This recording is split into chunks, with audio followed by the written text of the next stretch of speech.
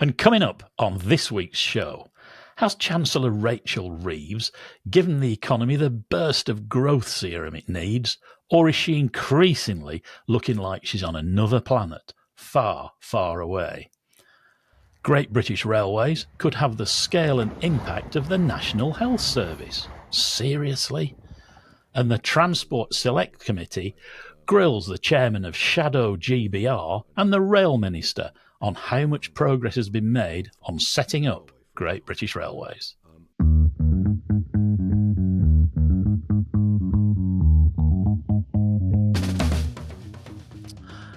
And welcome to Green Signals from me, Nigel Harris, and from me, Richard Bowker. Here we go again, Richard. And what a week. So let's get straight into it, shall we? Rachel Reeves said this week that low growth is not our destiny. Really? So we start with the big news that the Chancellor's speech about kickstarting economic growth. And that's already fired the starting gun on a whole series of polarised opinions on a wide spectrum of matters. Even The Spectator suggested that of all the government's attempts to pivot itself as a business-friendly government, this was probably the best effort yet. And they noted that centre-right think tanks appeared to have come out broadly in support. Who'd have thought it? Environmentalists, on the other hand, condemned the announcement that the government was supportive of a third runway at Heathrow, and Sir Sadiq Khan, Mayor of London, made it clear as soon as the Chancellor stopped speaking that he would do whatever it took to challenge and stop it. Depressingly, for a speech about economic growth, anything to do with rail was just a rehash of either previously announced stuff or, worse, projects actually already underway. Ryanair boss Michael O'Leary, as acerbic as ever, scathingly referred to her as clueless as to how to deliver growth.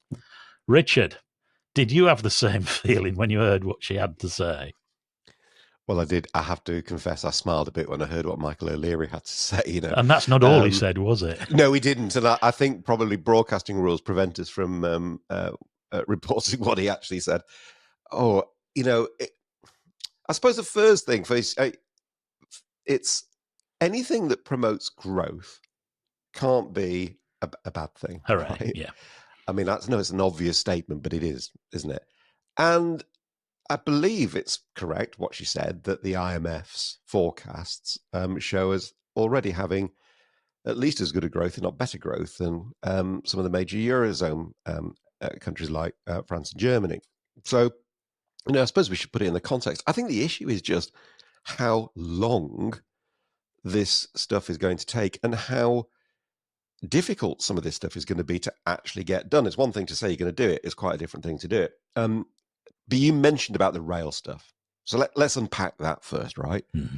So one of the big features of this announcement were really three big features, I suppose. One was this Oxford-Cambridge arc. One was Heathrow and airport growth. And the other was some more finance stuff, which we probably won't bother with around pensions. But you start with the Oxford-Cambridge arc, East-West Railways, right? The new Silicon Valley.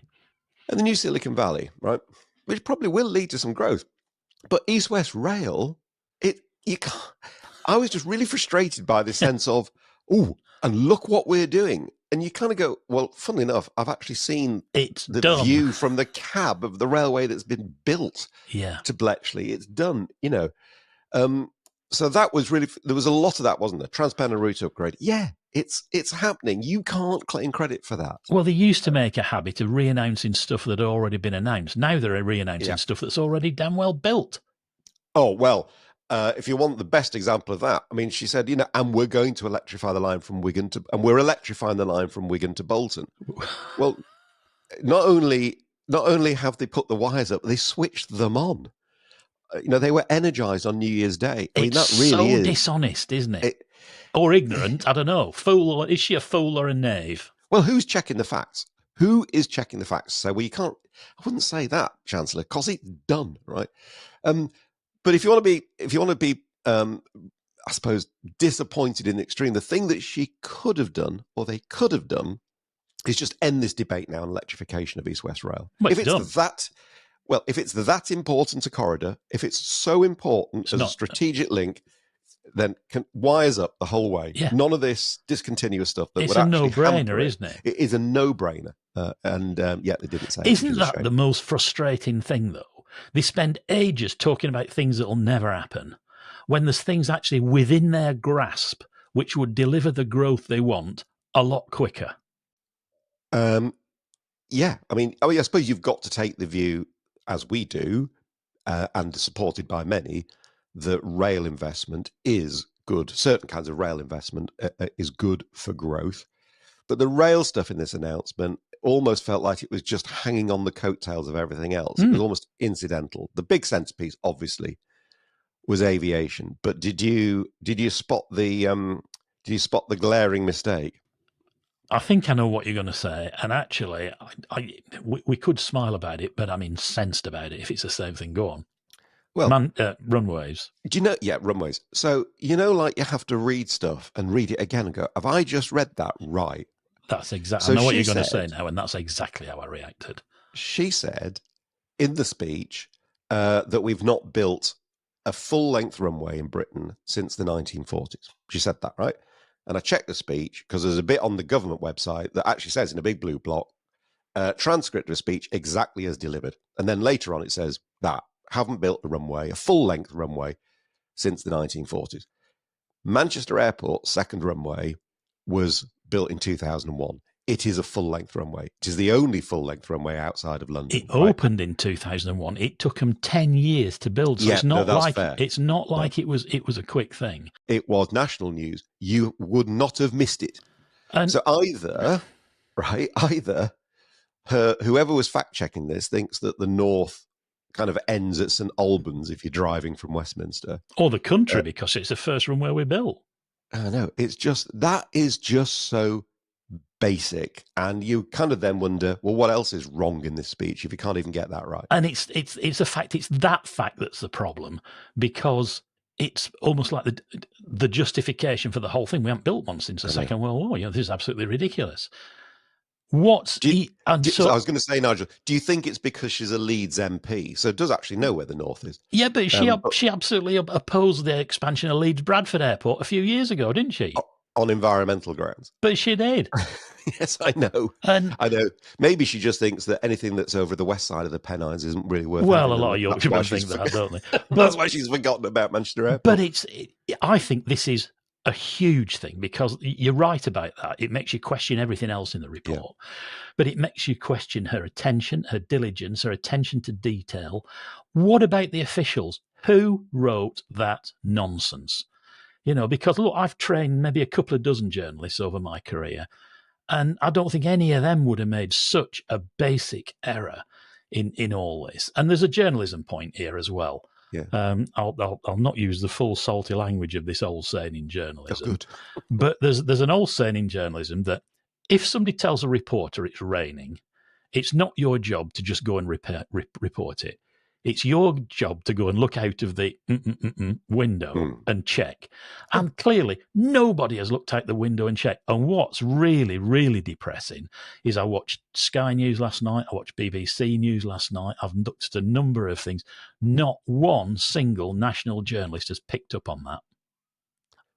No, which made me question whether we were right or not. But, we all had a look at it and checked the Manchester Airport website, and there it was. I don't think this was necessarily an officials thing. The officials will have fed in some of the projects and stuff, but this is quite a political speech, and there was sections in the transcript that say redacted for political reasons, which is what you would often see. So, but somebody somewhere in her office should have checked that, and they didn't. The other thing that was really interesting about this was all the stuff around ecology, and I suspect this is where the environmentalists will be getting really agitated. So she basically said, we've got this thing called the Planning and Infrastructure Bill. That's coming in spring. And I tell you what, if it was not going to get scrutinised before... It is now. It seriously is now. And actually, this is why what she said was so frustrating, because the points that she was making generally were not bad points, which is that we get bogged down in judicial review, we get bogged down in NIMBYism, right? The kind of same thing arguably she did at Leeds Bradford Airport. But we get bogged down in all of that, and it stops us doing stuff. Fair point, big point, exactly what HS2 have struggled with to get all their consents that they need. The problem is, by saying, as she did in this speech, we're going to make it so that you can pay into an infrastructure, a sort of a green environmental infrastructure fund, so you don't have to worry about bats and newts anymore. She was talking specifically about the £100 million bat shed. Signals that stuff doesn't matter. Well, unfortunately, A, it does matter, and B, there's an awful lot of legislation and regulation that actually means you do have to do things in a certain way. Law. It's the law. So remember what Mark Wilde said at the Transport Select Committee. He said, I will not apologise for not breaking with the law. Yeah. So that's all got to get addressed. But the way she said it, it was almost like, I can't believe these ecologists have been allowed to get away with what they have. It's more complicated than that. So that I thought was a bit of a low point, to be honest, Nigel. Again, the point was probably fair. It was how it was explained and done that I think will have got everybody's backs up, really. Can I ask you something? Because, like you said at the start, totally agree. Wanting growth is a really good thing. Yeah. And were it you and I there, or in commerce you do this, you do the thing which gets you the biggest effect quickest, don't you? So why not just reinstate HS2 2A, where you've got the land, you've got the powers, and you'd have it done a lot quicker, and you'd get a lot more, and you get the sort of growth and bang for your buck that she claims to want. None of this hangs together. It doesn't make sense. Yeah, and Phase 2A would cost quite a lot less than a third runway at Heathrow. I can tell you that. No, that's a really fair point. I think the problem is politics. Yeah. It's just kind of, we've said that we don't support HS2, so we can't do that anymore. But the real issue is here, a lot of people in the north will be saying, well, that was great yesterday, but what is there in the north? Oh, well, we're going to carry on doing Transpennine route upgrade. Yeah, well, you were doing that anyway, right? The rest of it is it's all southern-centric, whereas actually Phase 2A would have helped the Midlands, it would have helped the north, it would have helped enable national Northern Powerhouse Rail. That would be a really good thing. The other thing I would do would be around electrification. We have known since at least the 60s. The West Coast. That the West Coast electrification, that the Sparks effect, as it's called, it has a genuinely strong correlation. Look at history. Look what happened on the West Coast when they wired it. Massive. Look at its East Coast was the same. Yeah. So get on with a rolling program of electrification now. That will deliver you growth, and it will deliver it relatively quickly, certainly when compared against the timescales for Heathrow Runway 3. But one of many infuriating things is we are constantly told by politicians like her and the Prime Minister that being in government is about making tough choices. I mean, how many times have we heard that? Yeah. Well, all right, it might be a tough choice to reinstate HS2, but if you believe what you said on making tough choices, just do it. Because, again, another one of my favourite old sayings, there's never a wrong time for doing the right thing, is there? And if you listen to what Sadiq Khan said yesterday, I'm not sure that reinstating HS2 Phase 2A is going to cause any more opposition than trying to build a third runway at Heathrow. No, it's not. So, no, I agree. Look, there was one other good thing that is worth mentioning in the speech. She talked about changing the Green Book rules. That probably sounds a bit esoteric. And it is a bit nerdy. But it's the rules by which the Treasury evaluate projects in terms of their costs and their benefits. And for a long, long time, many people, including even me, when it talks to railway reopenings, have been concerned that the Green Book was too rigid and didn't really look at wider economic benefits. Any change to that is a positive thing if that comes through. So, we end on a high, but I tell you what, talk about a lost opportunity with rail yesterday. She said she's going to talk about it in the spending review. I still think that's going to be grim. Carnage. Yesterday was all about talking about growth, and rail missed out, and I think that's a real shame. So, shall we move on? I think we should. I think we should, yeah. Let's move on to another frontline political speech that really got our attention. This time it was the Secretary of State for Transport, Heidi Alexander's speech in Manchester last week to staff of the DfT's operator organisation, during which she set out 5 key priorities for Great British Railways. She also made a comparison to the NHS that had us both in full-on WTF mode, I have to say. one of those phone calls between us. Here, did she say that? Yeah. According to reports, the 5 key priorities for Shadow GBR this year are, and I'll just run through them exactly as they are so we're all on the same page. 1, a non-negotiable integration between operators and Network Rail to rip out duplication and simplify the management of track and train. Who knew? Drive up operational performance. That's number 2. Number 3, make headway in reforming the fare structure and ticketing. 4, foster innovation, including partnering with, quote, world-leading innovators, particularly around AI, to create a better passenger experience and a greater efficiency. And 5, B, a force for positive change beyond the tracks. Right, I must confess, Richard, you probably heard it in my voice there, as I worked my way down that list, from statements that are bleeding obvious to a cascade of buzzwords, things just got vague and lost their way towards the end, didn't they? They did a bit. I mean, the first ones. I know you say stating the bleeding obvious, but I don't really object to stating them again because she's right. I mean, that's where the kind of core priority ought to be. Fares and ticketing, great. Although talking about headway, well, can we put some numbers on that?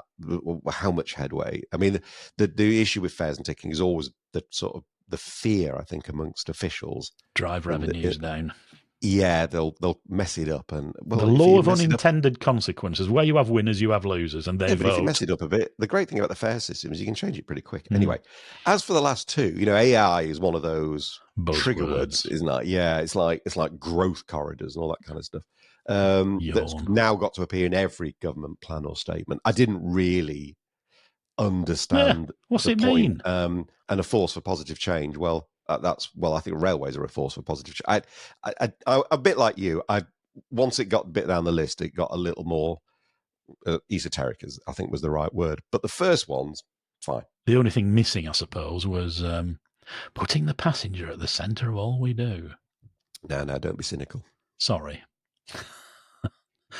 The SOS also referred to GBR having a scale and impact comparable to the National Health Service, as well as being a route to unlock economic, social, and environmental value across the country. Is it really wise to compare the railways to the NHS? I mean, it's never out the news, and usually not for a good reason. I was trying to work out who the SOS was. I just suddenly realised the Secretary of State. Goodness me, how old are you? So it's slipped out. It's a term which I've heard spads. I know. No, we all write it in shorthand. I know frequently. The NHS point's really quite interesting. One way of putting it. Hey, it's one way of putting it. Well, it is. I mean, this government is clearly ideologically locked in, as the kids would say, to the NHS, but it's got real challenges. Wes Streeting, who's the health secretary, said when they won the election, actually, it was not long after becoming the health secretary, he said the NHS is broken, right? And one thing is, he also said he thinks it's fixable, but he did say it was broken.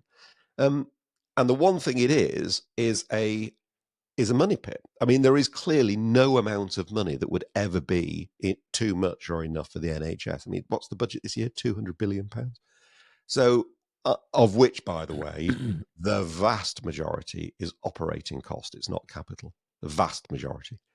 So, as much as I might love the NHS ideologically, I'm not sure I would use it as my aspirant reference point or compare it with the new organisation that I'm trying to create, where I want it to be lean, mean, fighting machine, and all the rest of it. So I agree. I don't think that's how I would have articulated a vision for GBR. Anyway, look, the bit that I find odd in the Secretary of State's mind, those first couple of priorities suggest she expects there to be an awful lot of progress well ahead of GBR being formed.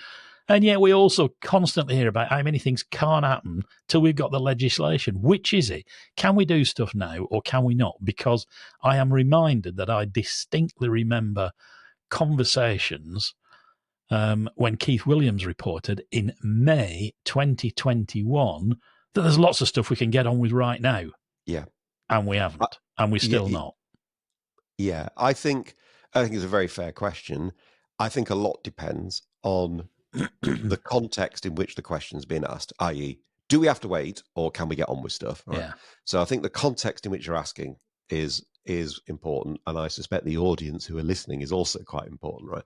So if you're trying to tell the DFT operator group what you want, you would tell them, get on with it. There's lots of stuff you can be getting on with. I mean, you wouldn't say basically sort of sit back and wait for the legislation. But if you're talking to other groups like select committees, you might want to point out how challenging and complicated this stuff all is. So I kind of get that. But there is a huge amount you can be getting on with, and actually performance is top of that list, I think. But this is why, is it not, one of the reasons why people are so hacked off with politicians? Just like we said earlier with Rachel Reeves, she wants growth now and then doesn't do the obvious things required to achieve it. They want improvements on the railway now and yet don't do the things that we could do to achieve it. Is it any wonder that people like us get so frustrated at watching this stasis and lack of action? Well, we'll come on to talk about the Transport Select Committee in a moment, but I would just say that because we will beat people if we think they need beating up, but I hear from sources, as they say, that actually this Secretary of State is pretty seasoned, pretty sensible, and quite quite on the ball. Now, she's not been in the job that long, okay, but she has done transport before. I think the real test for Heidi Alexander will come in the spending review and whether she can argue the railway sector's case effectively for the capital over and above what it's already got. That'll be the big test. But, yeah, we'll see. So let's do exactly what you suggested, Richard, shall we? Let's look at the Transport Select Committee, which we've been doing quite a bit of. In fact, very few other people are. On Wednesday, the 15th of January, the TSC held a one-off hearing in order to scrutinise the work of Shadow GBR. The witnesses were Lord Peter Hendy, Minister for Rail, and for the first time, Laura Schoaf, Chair of Shadow GBR. The purpose of the hearing was to learn about the plans for setting up GBR and what progress has been made. Good question. Now, this is our fourth Select Committee review in as many weeks, if you count the PAC, the Public Accounts Committee, but they are important. And we are the only ones shining a light on this stuff. You're pretty keen on these, aren't you, Richard? Which is a good thing because you sit through all 2.5 hours so we don't have to. And then sift out the nuggets, as they say. But I think it's fair to say you do find them exciting. You need to get out more. But anyway, sorry, that wasn't a serious quite possibly. comment. That was a cheap shot, wasn't it, right? Well, quite possibly I'd need to get out more. But they're exciting to the extent that influential people often say influential and important things in these committees. Now, look, they are quite long. We've made our selections. I've been through it, and I think these are the big points. Others may have a different view, so you kind of need to listen to the whole thing. It's our job to edit, and you've done absolutely certain. You've done a good job on that. But one thing I would say, it was good to see Peter Hendy, I think, back more like Peter Hendy of old. There was a hooray, yeah. I think he's obviously had a good Christmas break, which I hope doesn't sound too condescending because I kind of felt I needed one too. So, but it feels like he has. That's meant to be a compliment. I think he'll see it like that as well. Yeah, there was more energy. There was more. I mean, he's got a flipping tough job because he's got, I don't know how many bills to get, and he's got to get it through the Lords where it's not quite as straightforward as the Commons in terms of majorities. So, yeah, it was good to see old Peter glimpses of Laura Schoaf. Well, we'll go on and talk about that in a moment. I can't say I was impressed. And reading between the lines, I don't know, what did you think? I got the impression from the tenor of the questioning that Ruth Cadbury wasn't impressed either. Ruth was on good form, actually. Ruth, there was that. There was sort of hints of Gwyneth Dunwoody. Do you know what I mean? Yes. Dripping of sarcasm when she asked the odd thing. We're going to do this in two blocks. Block one is stuff that Laura Schoaf talked about, and block two is stuff that Peter Hendy talked about. You've got 4 segments to listen to here, and what we'll do is we'll just go through them quickly and then chat about them. Yeah, good idea. If you give us some context on each one, absolutely, and I'll do that rare thing and shut up. That is quite rare, but okay. Now we've had to edit these a little bit just to make it work, but worked hard not to change the meaning of them. So hope that's okay. Anyway, this is about Laura Shove. The first segment here is when Ruth Cadbury, the chair, asked Laura Shove, what is Shadow GBR there to do? And this is what they said. So, in simple terms, Laura, what is Great British Railways and what's its purpose? It's really to deliver the benefits of closer integration and much better partnership working against what is a quite highly fragmented sector at the moment, and with the aim to make some real improvements before Great British Railways is stood up formally. So we are here to provide collective insight and challenge to the direction of rail reform, to emerging legislation, and to the setup of GBR. We're here to provide leadership on culture and the workforce and the capability that will emerge into GBR, and to try to work on now some of the challenges of bringing a number of very large organizations together.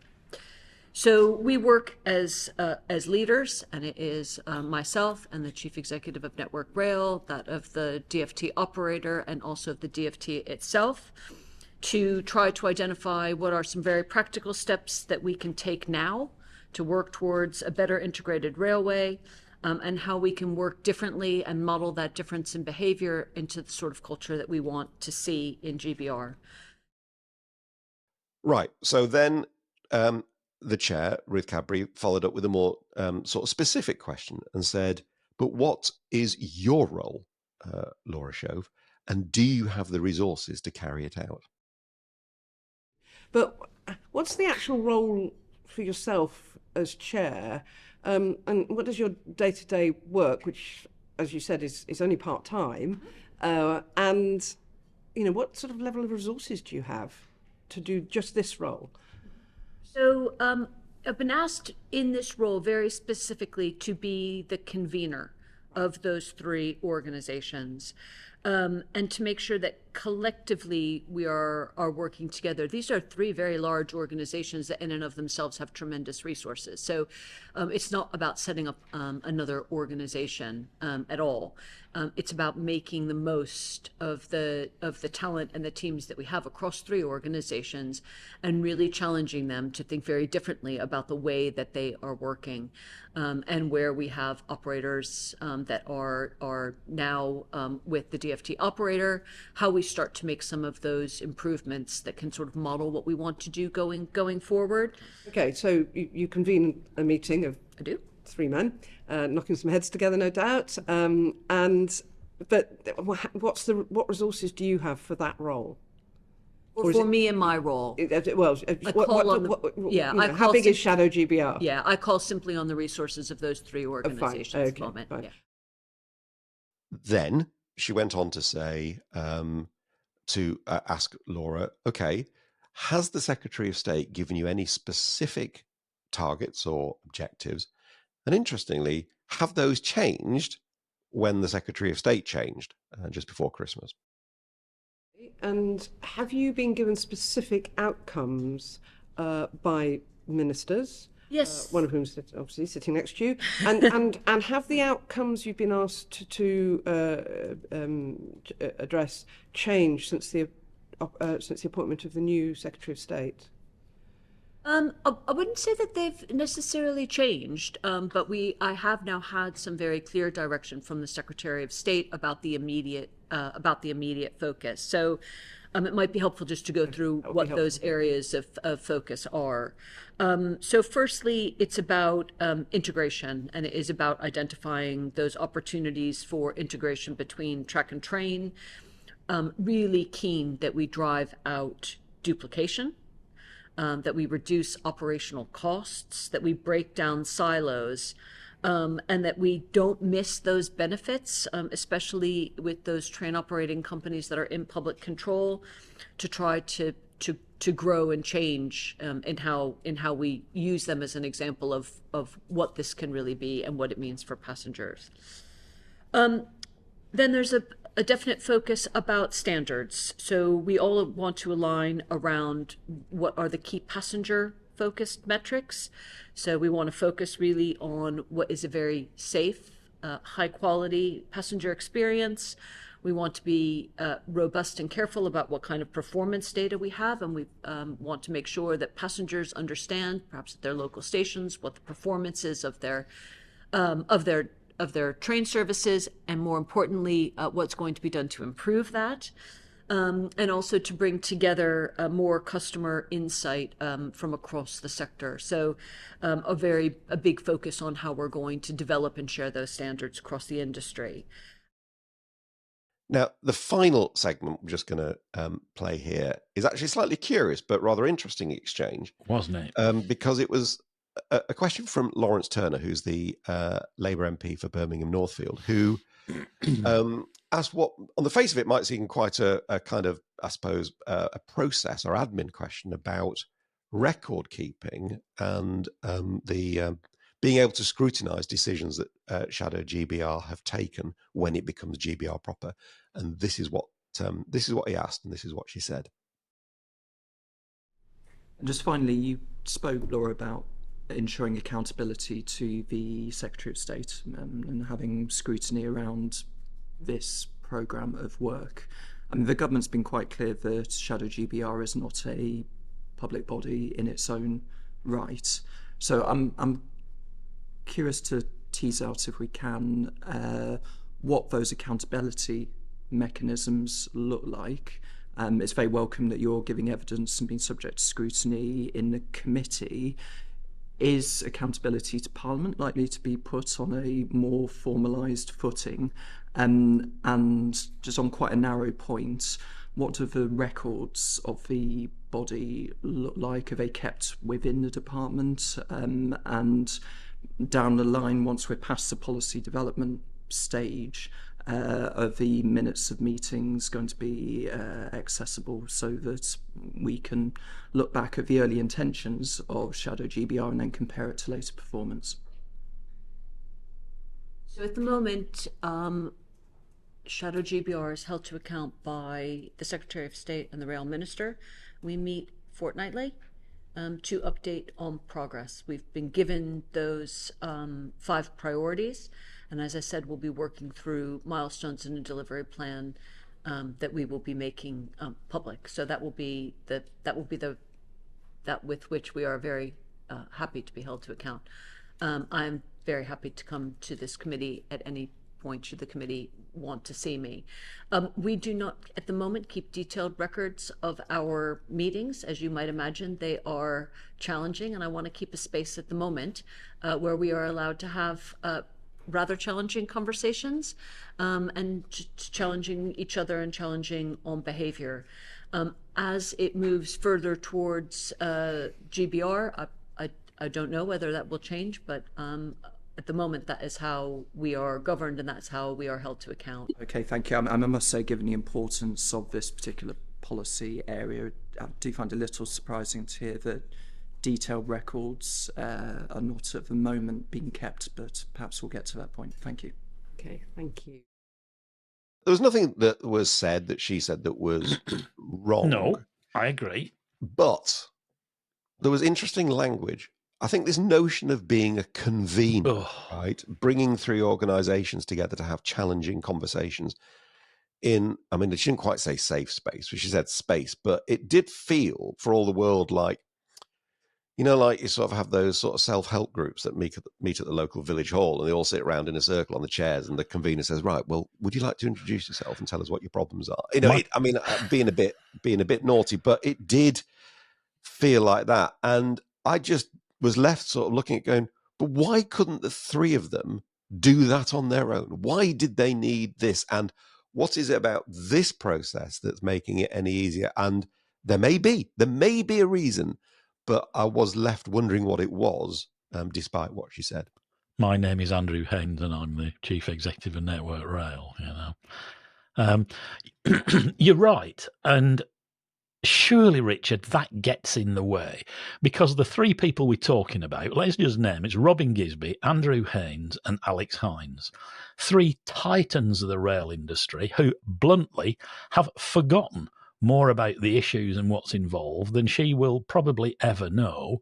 And is there not an argument that if they're having to present their arguments in ways which they have to set context so she can understand, it's going to hold the job back?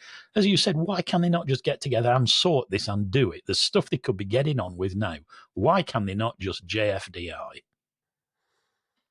Yeah.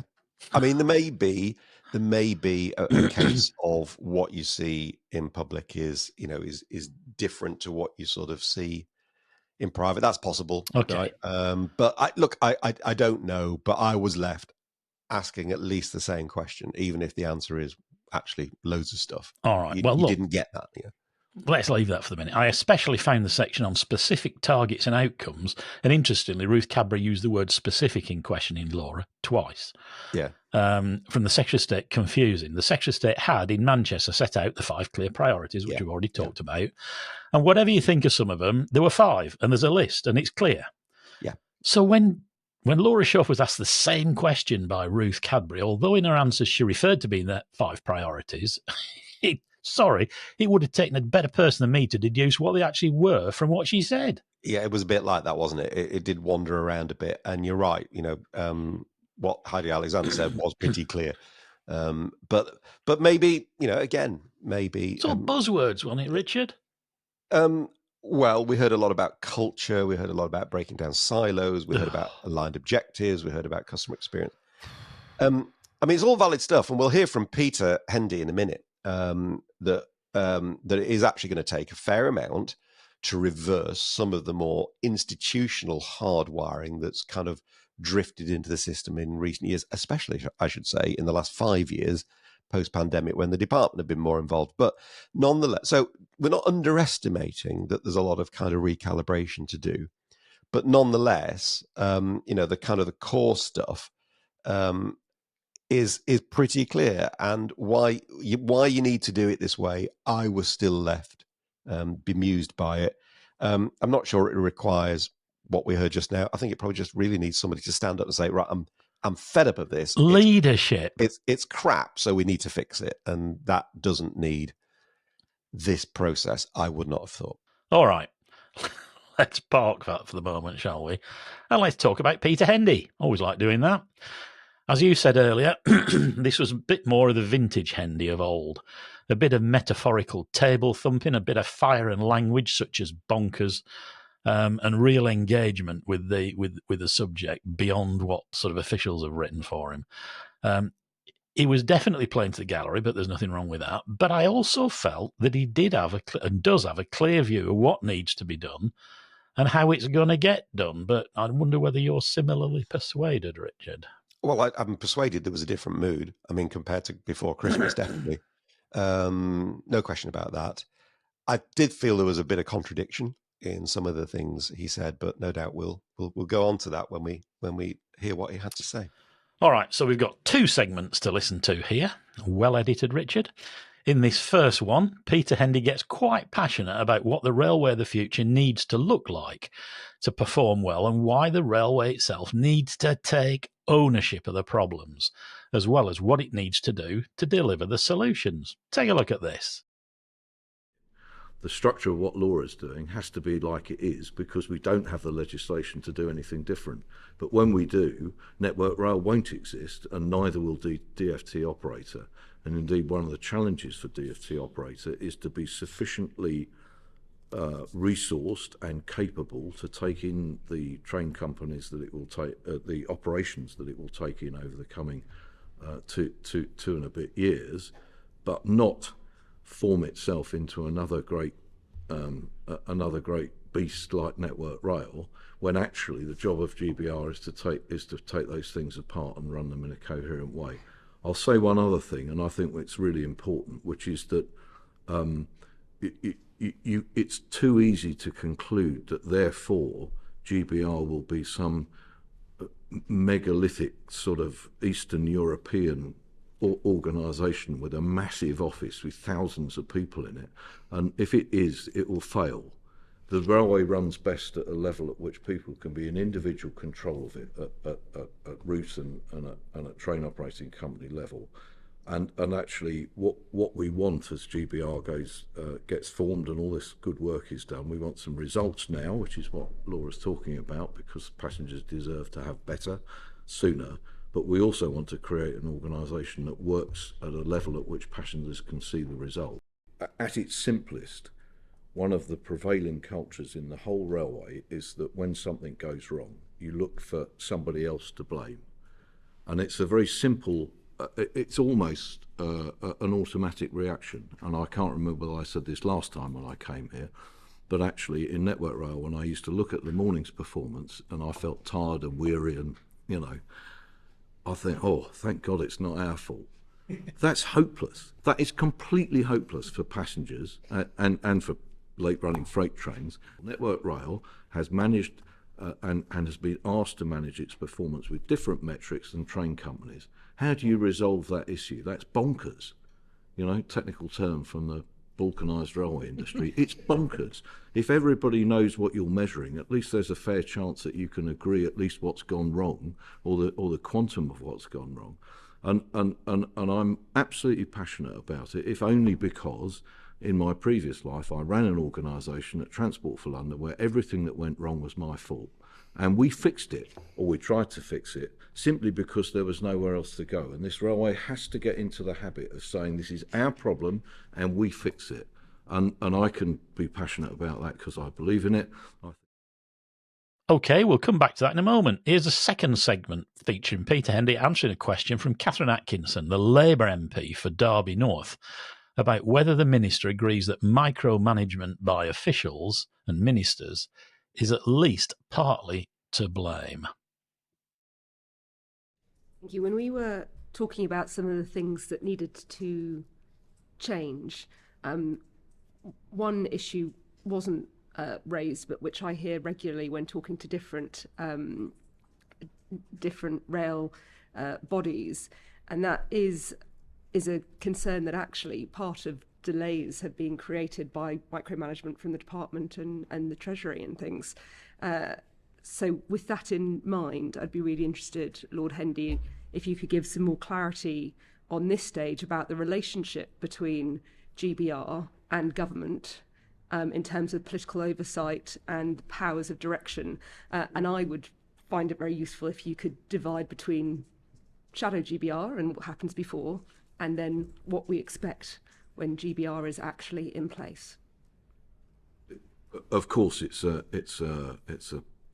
germane point, if only because the railways following COVID now consume a much greater level of public subsidy than they did. So it can't be a surprise that the government itself is going to be interested in the Treasury and the department. And I think that you'll meet people in the railway who say, well, if only we were left to get on with things on our own, it would be okay. Yeah, well, you're not going to be left to get on with things on your own if you consume large quantities of public money. You're going to have to be accountable for how it's spent and why it's so large. And I think that, you know, I do my best myself in my own way to diffuse those people. You're not going to be left alone to run a railway that requires billions of pounds worth of public subsidy. The government rightly has to have a role, and it also has to have a role because actually running the railway is in order to produce the benefits that Laura talked about to start with, and so will I, which is growth, jobs and housing.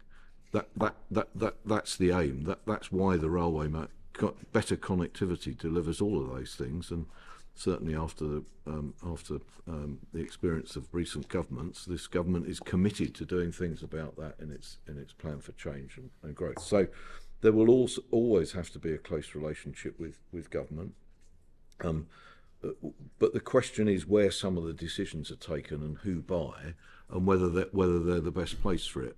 Now, I found, not really to my surprise now doing this job, that after years of endless discussions about the East Coast Main Line timetable for July, in the end the person who took the decision to take it forward for December 2025 was me. I don't think that that's the right place to decide which timetable should operate on the East Coast Main Line.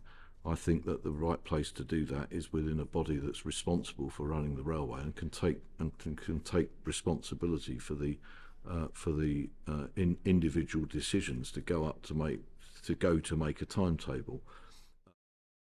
Okay, so go on, Richard. Why do you struggle with that? But I think in passing, before you start, it's worth mentioning that that Catherine Atkinson's making a bit of a name for herself on the TSC and is one to watch for asking good questions. She did with Alstom, and she has here, hasn't she? She does ask good questions, and she did here, but I don't think she got the answer to the questions she asked. Peter rather tried to justify the status quo, I think, today by saying, well, one of the reasons why the government has to be very, very heavily involved, and perhaps more so, is because of the amount of public money that's now going into the railways, which has gone up a lot since COVID, which I don't think is the point at all.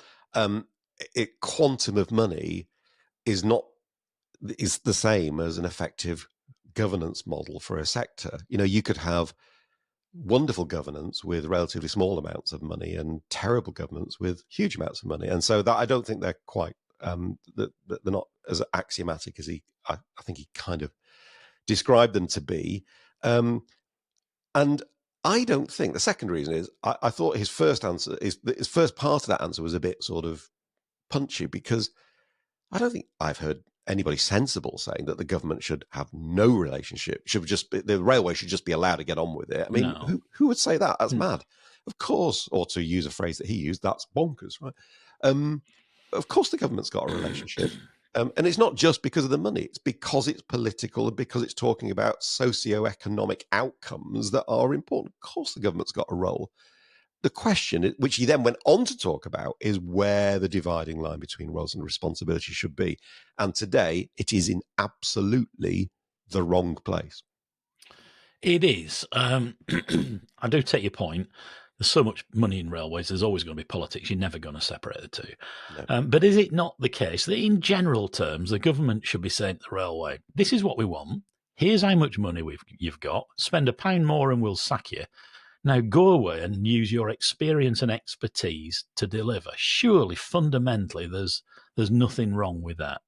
I think it depends what you're talking about, what specific thing you're talking about. So if you're talking about the fact that the 6:15 from Chippenham to Paddington doesn't run tomorrow morning, or it's a 5-car set instead of the 9-car set that's booked, I mean, those sort of issues, no official should even be aware that it's even happening.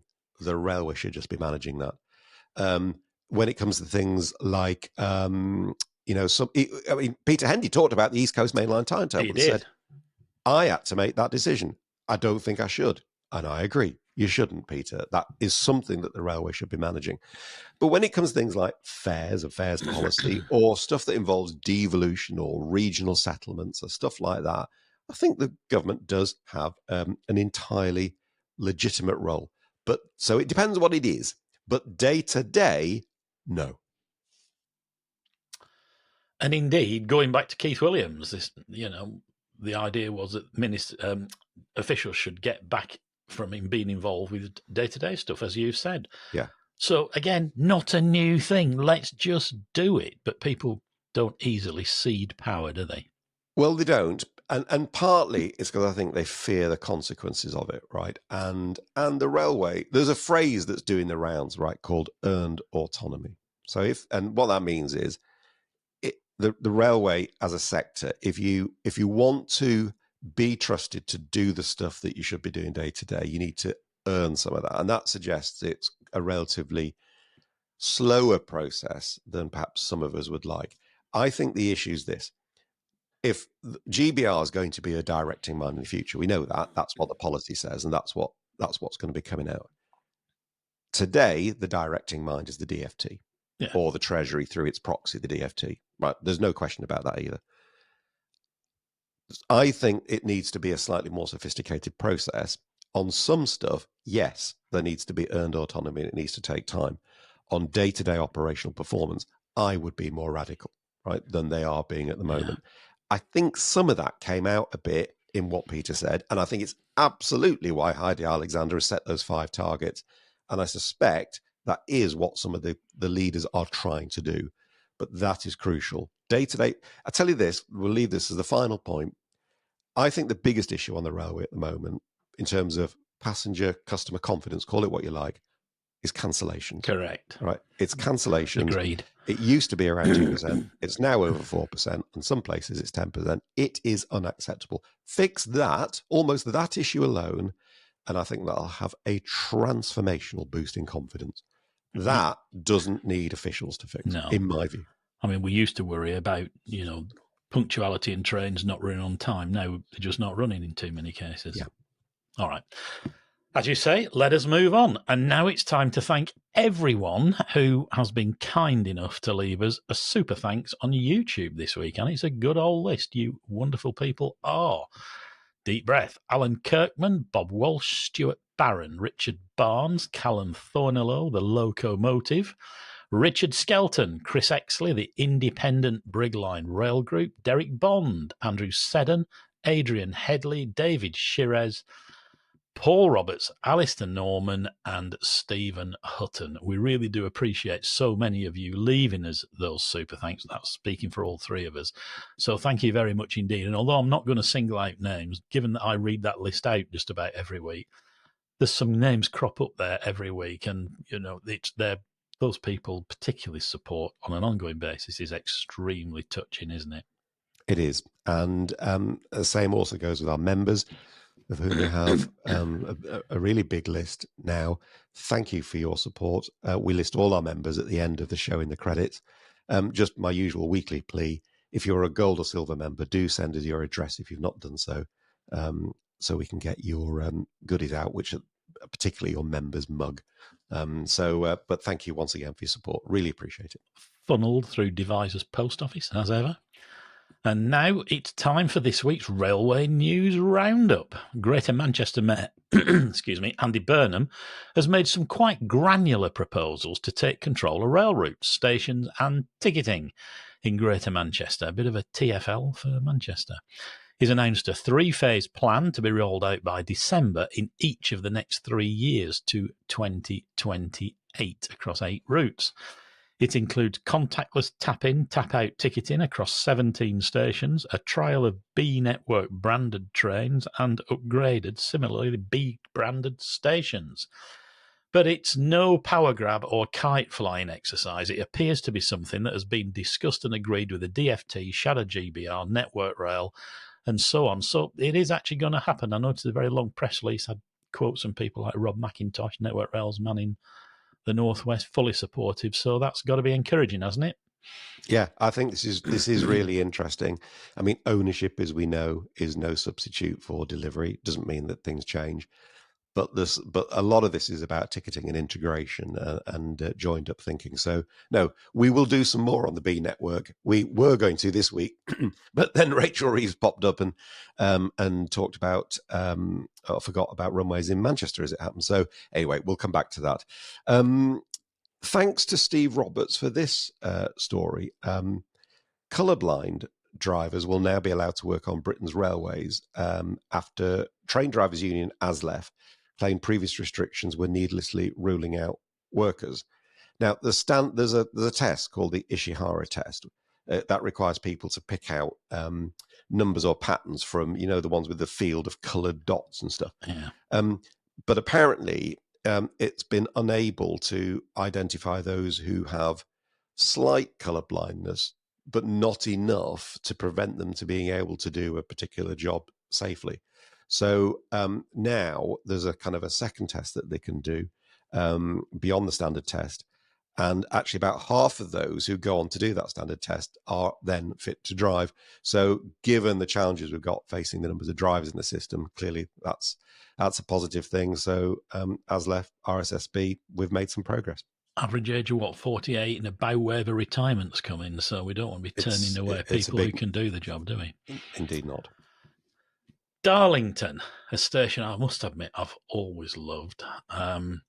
Station upgrade. A £140 million regeneration is underway at Darlington. 6 weekends of major engineering will be carried out to upgrade the station and surrounding area. a 120-ton capacity crane will lift steelwork over the East Coast Main Line as construction continues at the Grade 2 listed building.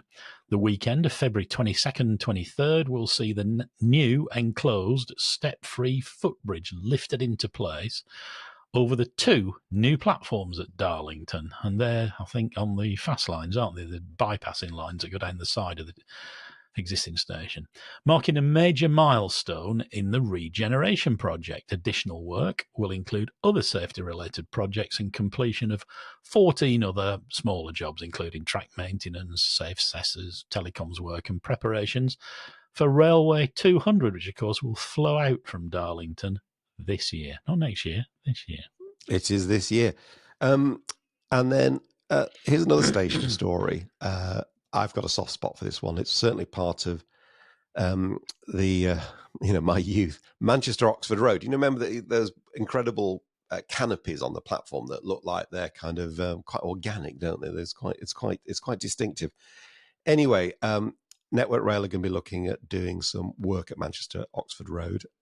It's a complex project because of where it is and its location and so on and so forth. Very busy piece of It's railway, very Castlefield busy. corridor. I know, and there's a long history around that. The idea is to be able to extend platforms so that they can get clearly more carriages per path, if you like. So that's a good thing. Anybody can contribute to the consultation. We'll put a link on the website. I think, you've got until February the 28th to do that. But it is a crucially important station on, as you say, a very, very busy corridor. But it's also a rather lovely thing as well. I hope they retain it's listed, so they'll have to, but the character of that place is quite something. But there you go. That was exactly my mind about Darlington when I heard about the upgrade there, because it has been a bit of a time warp station other than the electrification. So I look forward to seeing that. And that's the end of the news roundup this week. If you'd like to send us any snippets of news, big news, little news, round you, nationally, please don't hesitate to get in touch with us and tell us, because we can miss stuff and disappear beneath our radar. So if we use your tip, we'll give you a name check when we read it out. Indeed we will. And before we move on to the quiz, I wonder if I could sort of break with protocol, Nigel, and just mention a news story that I saw. Oh, go on. That broke last night, or I saw last night, that we hadn't included in the roundup. But I think we should just mention it. The Severn Valley Railway suffered a really rather disastrous looking moment of subsidence on the railway between Hampton Road and Bridgenorth. Basically a bridge parapet and half of the embankment side of an embankment's just fallen away, hasn't it? It looks expensive, and it looks pretty bad. So they've set up a immediate fundraising exercise for it. I was looking on the Facebook page last night. There's some lovely comments of support from people and some equally lovely comments back from the Severn Valley. But if that's a railway that you're fond of, passionate about, have a look. And maybe we should all see what we can do to help with that, because it's a premier line and that does look pretty bad. Indeed. So now time to do the quiz. You ready? Always, right. Richard, like a coiled spring. I knew you'd say that. So the question last week was, who is the first recorded train spotter? And the answer, which many, many people got, is a 14-year-old girl called Fanny Johnson, who kept GWR numbers, Great Western Railway numbers, in 1861. Now, the National Railway Museum discovered her identity in 2014. She kept detailed lists and records of the trains she saw, which is, it's remarkable for that time, isn't it? Interestingly, according to the NRM, publications for railway enthusiasts were actually marketed to both sexes before the 1930s. And indeed, in the late 1930s, a group of female train spotters who were known to meet at New Southgate during school holidays. Really? Yeah. Now, clearly, I suspect it shifted over time, but back then that was the case. I didn't know this. One of these words I didn't know. Apparently, people who are interested in trains and rail transport systems can also be known as rail fans, train buffs, railway enthusiasts, and ferroequinologists. Did you know that? Yeah, I seem to recall it cropping up in bound volumes of the Railway magazine, possibly going back to the 30s, but certainly in the 1950s. Amazing. I mean, I guess ferrous, iron. I mean, but Horse. but fantastic. Yes, I'm sorry. Yes, of course, iron horse. Some people. So go on. I was going to say, I like the US have a wonderful expression for rail enthusiasts. They call them foamers because they get so excited they foam at the mouth at Horseshoe Curve or wherever. I love that. Foamers. Love it. Now, some people said a guy you missed called Grices, by the way. Grices is a good old British one, isn't it? It is a good word, isn't it? I've heard other words as well, but maybe moving on. Now, some people said a guy called Jonathan Backhouse, who in 1825, who the NRM credited as being a train spotter, and obviously that would win. But he drew pictures, whereas Miss Johnson wrote down numbers, and I think writing down numbers, I would say, absolutely qualifies better. So anyway, lots of people got it right, and the winner, randomly chosen from all the correct answers we had, was Andrew Pemberton. So well done, Andrew. If you could send us an email with your address, we'll get your quiz winners mug out to you. And to this week's quiz, hopefully another fairly straightforward one. What is the very famous link between a Battle of Britain Pacific steam locomotive from the Southern and a Class 52 diesel hydraulic locomotive from the Western? What's the very famous link between those two things? If you think you know the answer, please send your answers to quiz@greensignals.org. Do not stick it on YouTube, as a couple of people did last week, and I managed to get rid of pretty quick because we still took a note of your name, by the way. But the world sees that, and it's a quiz, right? But if you let us know by Saturday, the 1st of February, we'll put all the answers into a hat. We'll draw one out at random, and you will get a mug. Wonderful. Okay, right. And here's something good to end on, Richard. Network Rail's central route has teamed up with a national trust, Chiltern Railways, West Midlands Railway, and the Canal and River Trust to offer visitors a free hot drink if they travel by train from Birmingham Moor Street to Baddesley Clinton and Packwood House. The aim is to encourage greener travel for days out to two of Warwickshire's historic properties. Both houses are within a 2-mile radius of Lapworth Station on the Chiltern route, easily reached from the magnificent Birmingham Moor Street. Walking routes are then provided to encourage green travel to the houses, and 2 canals, hooray, are also accessible from Lapworth. I love the initiative. Not totally sure a free cup of tea is gonna. If it was free cup of tea and a sticky bun or a scone, maybe. You're so. Oh, so never satisfied. Sorry, but never satisfied. By the way, one of my favourite gastro pubs in the world is near the bottom of the Lapworth flight of locks. Actually, it's called the Boot Inn. All right, and it's really, really nice. But I wouldn't want to try and say Baddesley Clinton after a couple of pints there. Maybe we need I thought you did very well with that. Maybe we need to convene at said gastro at the pub. Boot Inn. A green signals gathering. But no, I don't want to denigrate that. It's a good initiative, and a free cuppa when you desperately need one's always a good thing, isn't it? Yeah. So, sadly, that's all we've got time for this week. Thanks ever so much for watching or listening, as per usual. Don't forget to give us a thumbs up, leave a comment, and if you haven't already, subscribe to the YouTube channel. We'll love to have you along. And if you really want to support us, find out about membership on YouTube or Patreon, where you'll get all sorts of cool stuff and advance notice of sight of videos and exclusive videos and goodness knows what. The show itself will always be free. So most importantly, do join us again next week for more train talk. Meanwhile, it's goodbye from me for now, and it's goodbye from me. See you soon.